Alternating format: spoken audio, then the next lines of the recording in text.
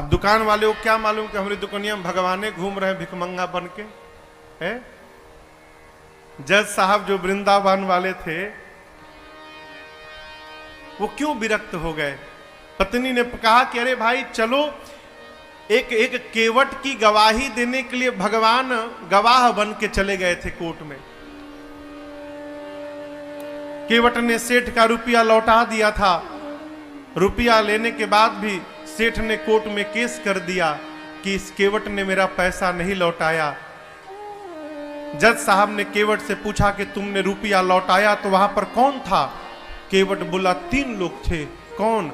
सेठ जी, मैं और मेरे राम जी थे, मेरे रघुनाथ जी थे वहां पर।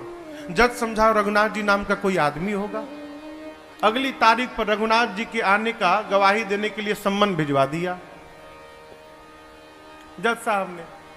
अब कोर्ट का संतरी पहुंचा गांव में, केवट जी गांव में, रघुनाथ जी कहां है, रघुनाथ जी कहां है, रघुनाथ जी हो तब न मिले। एक आदमी ने कहा देखो रघुनाथ नाम का आदमी तो नहीं है, रघुनाथ जी का मंदिर एक है जहां केवट रहता है। मंदिर के बाहर पुजारी जी बैठे थे। संतरी ने पूछा कि रघुनाथ यहीं रहता है क्या? पुजारी जी बोले हाँ भीतर रहते हैं। ये पकड़ो, उसके नाम का संबंध है, इतने तारीख को गवाही देने पहुंचेगा कोर्ट में।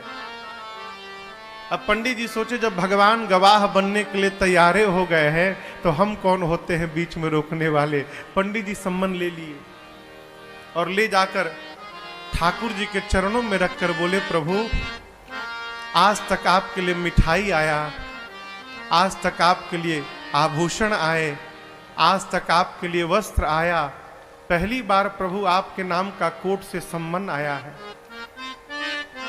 और बहुत विश्वास करके उस केवट ने जज के सामने आपका नाम लिया होगा प्रभु, उसका विश्वास टूटने मत दीजिएगा। जिस दिन तारीख थी ना उस दिन पंडित जी सबसे सुंदर कपड़ा ठाकुर जी को पहनाए। क्यों? आज ठाकुर जी कोर्ट में पहुंचेंगे तो भगवान सुंदर लगने चाहिए। भगवान फटा पुराना कपड़ा पहने, लाठी पकड़े, बूढ़ा स्वरूप बना के हाथ ऊपर करके हम ही रघुनाथ है पहुंच गए। और ऐसी गवाही दिए कि पहली हियरिंग में ही केस समाप्त। सेठ को सजा हो गई, केस तो समाप्त हो गया, लेकिन जज साहब डिस्टर्ब हो गए। सोचने लगे भाई आज तक तो ऐसा कोई गवाह आया ही नहीं जो एक ही बार में केस को ही समाप्त कर दे। कोर्ट से निकल के अपने चेंबर में गए, केवट को बुलाकर बिठाए। बोले ये बताओ कहां रहते हो तुम? रघुनाथ जी के मंदिर में मैं रहता हूं। तो जज साहब बोले कि जो रघुनाथ आए थे? बोले जी जी। तो उनको लगा कि वो मंदिर बनवाए होंगे। तो जज साहब बोले लेकिन तो गरीब लग रहे थे और लग नहीं रहा था कि वो मंदिर बनवाए होंगे। केवट ने कहा प्रभु वो मंदिर बनवाने वाले रघुनाथ जी नहीं थे, मंदिर के भीतर बैठने वाले रघुनाथ जी आए थे। जज की मति हरा गई हो, कांपने लगा। संतरी को बुलाकर बोला सही सही बताना तुमने किसको सम्मन दिया था?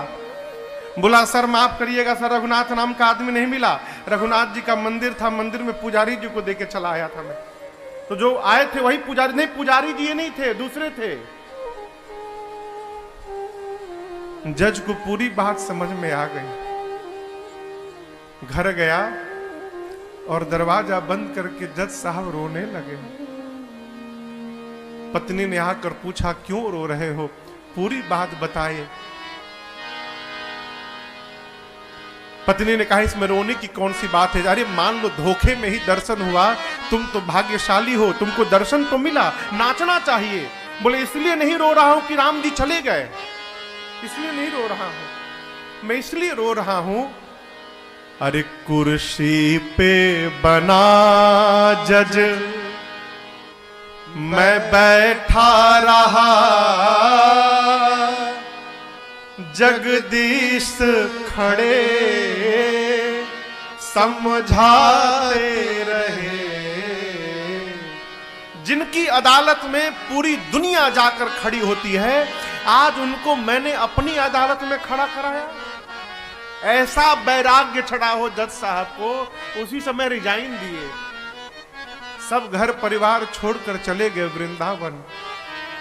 और ऐसा कहते हैं जब तक थे कभी बैठे नहीं वृंदावन में, खड़े रहे।